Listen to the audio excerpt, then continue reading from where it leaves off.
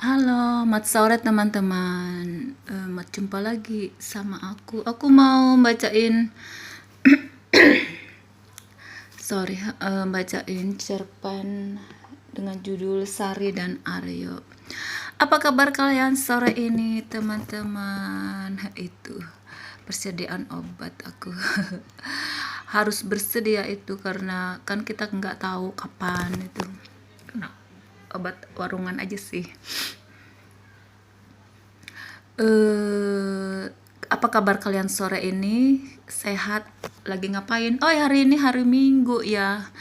Harinya libur, harinya untuk istirahat. Besok libur juga kayaknya ya, tanggal merah.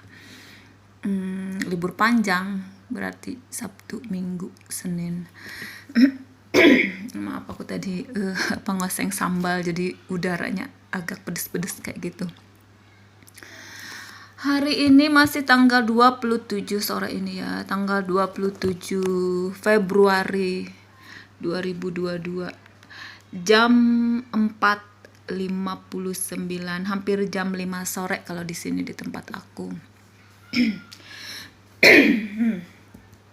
Maaf, aku kan ngerekamnya merekodnya natural aja. Nanti kan ada bunyi itu kayaknya anak-anak di luar lagi main, itu kan anak-anak di komplek kayak gini.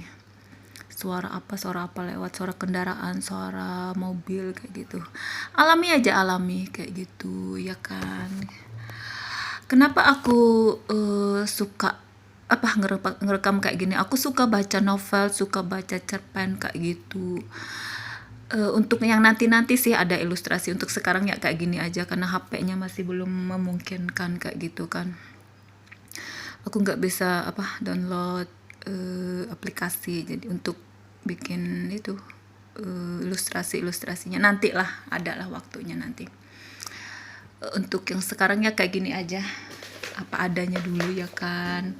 Syukur-syukur ada yang mau dengerin kayak gitu kan, saat kalian istirahat, saat kalian lagi rebahan kayak gitu, jadi matanya bisa merem aja, dengerin aja kayak gitu. Visualnya belum ada.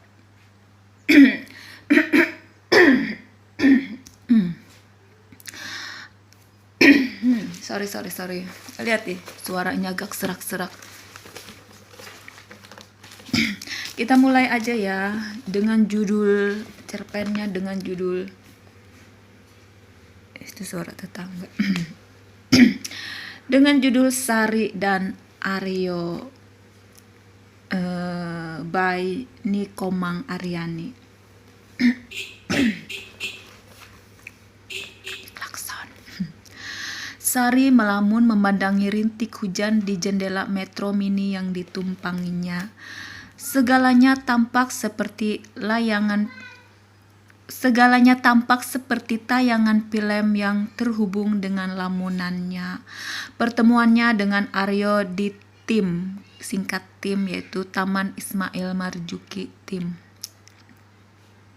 Seketika membongkar ingatannya akan masa lalu. Sari sungguh tidak pernah menyangka akan bertemu dengan Aryo di Jakarta. Teman masa kecilnya di kampung itu telah ia anggap sebagai bagian dari masa lalu yang ingin dihapusnya dari kehidupannya yang sekarang. Namun bagaimana mungkin Sari mengacuhkan Aryo, karena laki-laki itu pernah memekarkan cinta pertamanya. Walaupun cinta itu entahkah masih bersemayam di hatinya atau tidak. Sudah lama Sari tidak pernah berpikir tentang cinta. Seluruh hidupnya di Jakarta adalah untuk meraih cita-citanya yang kandas di kampung. Seluruh pikirannya tercurah pada keinginan untuk membuktikan bahwa ia bisa berhasil pada bidang yang dipilihnya, yakni menari. Di kampung tak seorang pun yang menghargai bakatnya menari. Tak seorang pun percaya bahwa ia bisa hidup dari kemampuannya menari. Di Jakarta inilah ia menemukan tempat berpijak, dan itu diraihnya dengan tidak mudah. Tak kurang dari 5 tahun waktu yang ia butuhkan untuk meyakinkan semua orang akan kemampuannya. Waktu yang tidak singkat dan sudah menggelincirkannya ke usia kepala 3. Namun Sari tak peduli, baginya apa yang diraihnya sekarang telah menebus semua pengorbanannya. Namun kehadiran Aryo membuyarkan segalanya. Tak banyak yang sempat diperbincangkannya di depan bioskop tim, karena waktu telah mengejarnya untuk segera pulang. Namun dalam tatapan mata Aryo menimbulkan debar-debar kencang di dadanya. Sebongkah demi sebongkah kenangan di masa lalu menghangatkan dadanya. Ia dan Aryo memang tak pernah banyak berkata-kata. Entah kenapa setiap kali mereka bersama hanya kalimat basa-basi yang keluar. Seakan-akan tak pernah ada ruang bagi cinta hangat mereka untuk menyelusup menunjukkan dirinya. Karena itu cukup alasan bagi Sari untuk melupakan saja perasaan cintanya. Karena sampai hari ini Sari tidak pernah benar-benar meyakini itukah yang dinamakan perasaan cinta. Sepanjang ia berusaha mencocokkan definisi cinta dengan perasaannya pada Aryo, keduanya tidak pernah simetris. Satu-satunya yang diyakini Sari adalah Aryo tidak pernah benar-benar enyah dari hatinya, sekalipun ia tersembunyi di sudut yang paling samar dan terpencil. Suaranya serak, teman-teman. Minum dulu.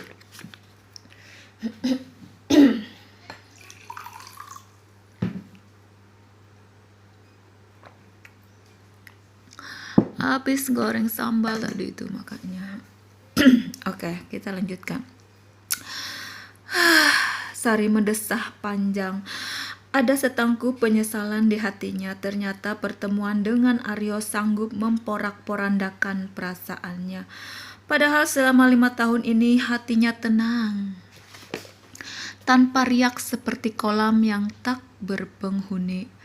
Pada saat itu pikirannya hanya terpusat pada satu hal, yaitu menari, menari, dan menari. Hanya dari menarilah Sari dapat menyesap setitik kepuasan dalam hidupnya.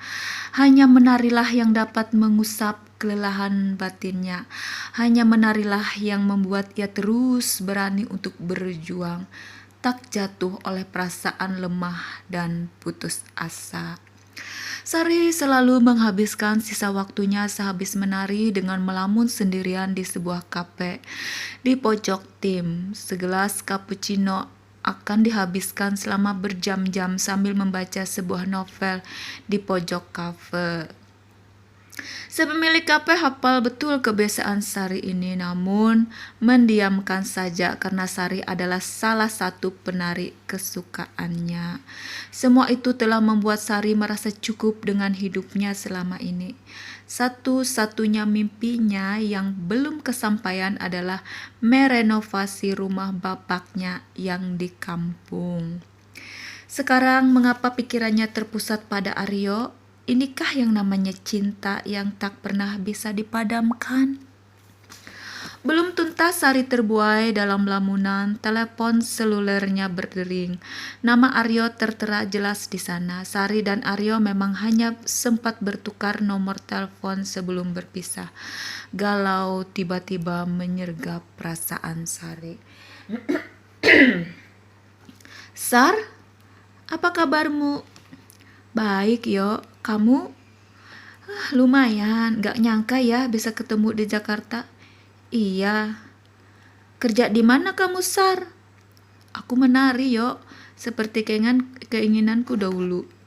Hebat, kamu masih mempertahankan cita-citamu. Justru aku ke Jakarta karena ingin menari. Oh, hanya itu yang terdengar di ujung telepon. Kamu sendiri kerja di mana? Aku reporter, Sar. Baru dipindahkan ke Des Budaya. Kamu lebih beruntung bisa sekolah sampai sarjana. Tapi aku gak sehebat kamu yang menjadi pejuang atas cita-citamu. Bukankah menjadi wartawan pekerjaan yang kau inginkan? Entahlah, Sar. Suasana hening sejenak dan sesaat Sari terpaku. Sar? Ya. Kok diam aja? Nggak tahu juga, Yo, kenapa tiba-tiba diam. Kapan kamu ke tim lagi? Hampir tiap hari aku ke sana, sekarang lagi menuju ke sana. Aku lagi off, mau ketemu? Boleh, tapi aku ada janji ketemu seorang teman panitia dulu. Jam 1-an mungkin baru selesai. Gak apa-apa, aku juga belum mandi kok. Oke, sampai ketemu ya. Telepon terputus dan nama Aryo menghilang dari layar telepon seluler Sari. Sari merasakan rasa hangat yang meresap di dadanya. Akankah pertemuannya dengan Aryo kali ini akan bermakna? Sari dan Aryo duduk berhadapan dalam hening. Kata-kata yang semula berjejer di tenggorokan mereka tiba-tiba melesat masuk ke lipatan-lipatan tersembunyi di tubuh mereka. Kelebat-kelebat bayangan masa silam hadir di antara mereka. Mereka selalu duduk berhadapan dalam diam dengan menahan rasa hangat yang meriap di dada. Itu terus berlangsung sampai mereka dipisahkan jarak ribuan kilometer. Dan di sini pojok kafe tempat favorit Sari, hal yang sama terulang seperti deja vu. Namun ada satu hal yang disadari Sari, Aryo sudah jauh berubah dari 5 tahun yang lalu. Ia tidak lagi menjadi laki-laki pemalu dan pendiam. Dengarkan kata-kata yang meluncur dari mulutnya ketika mengajak Sari ketemu. Kata-kata itu begitu ringan dan percaya diri. Hal ini bisa berarti dua hal bagi Sari. Aryo mungkin akan membuat hubungan mereka bermakna, atau sebaliknya, Aryo sudah mempunyai seorang kekasih, sehingga Sari tidak lebih dari teman lama baginya. Sudah berapa lama kamu tidak pulang kampung, Sar? Aku hanya pulang kampung tiap lebaran. Kamu? Aku baru 1 tahun di Jakarta, 1 tahun aku tugas di Surabaya. Kamu enak ya kerja sebagai lulusan sarjana. Aku lebih iri sama kamu yang kerja di bidang yang kamu cita-citakan. Gak banyak yang bisa begitu, Sar. Lebih hebat lagi kamu meraihnya dengan tetesan keringatmu sendiri. Sementara aku masih dibantu orang tua yang menyekolahkan.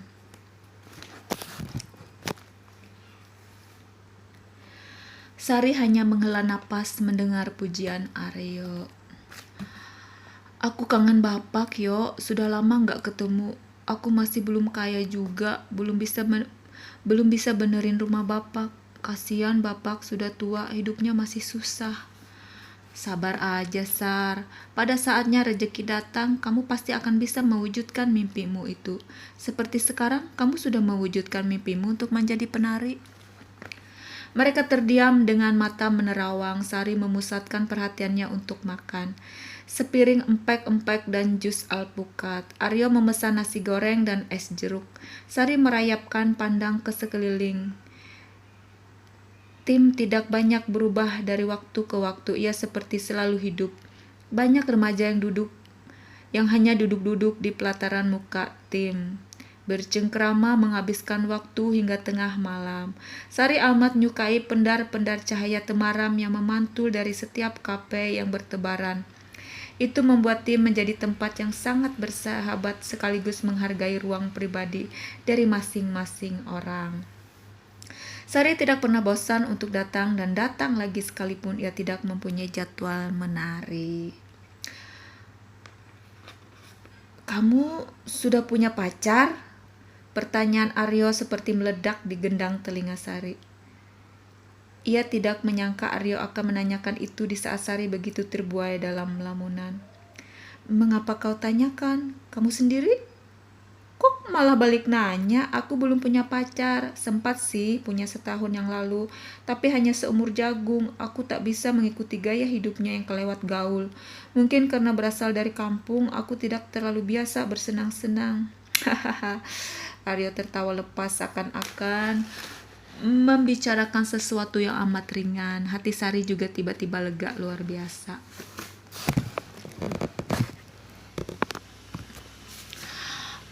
Aku juga tidak punya pacar yo, belum pernah punya malah. Puas, jenaka tawa Sari.